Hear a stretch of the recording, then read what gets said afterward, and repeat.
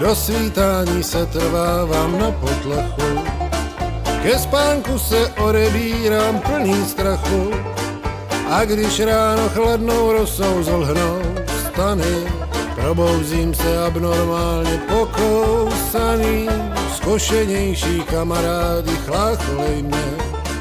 Měla dlouhý vlas a to tě zmátlo zřejmě, za to máš teď kousance i kolem žeber, takovou si na osadu nikdy neber. Kousavá reka, kusadla maseka, když pod ní spočívám.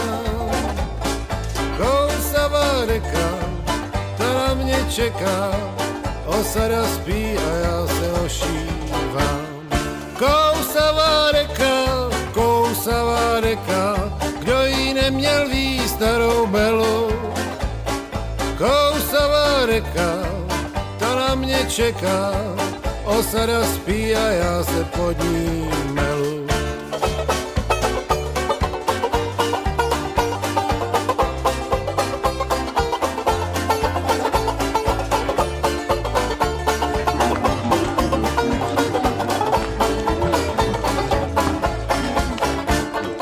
Říkali mi, že je měkká jako ovce, když jsem si ji koupil u nás v Partyjovce.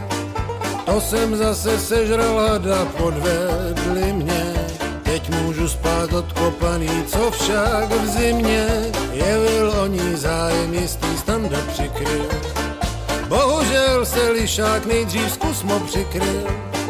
Kamarádi celé noci krásně prosní, já mám deku kousavou a nevím, co s ní. Kousavá reka, kusadla maseka, když pod ní spočívám.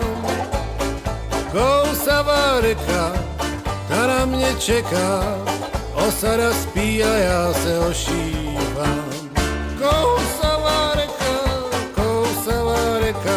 kdo jí neměl ví starou belu. Kousavá reka, ta na mě čeká, osada spí a já se pod ní melu.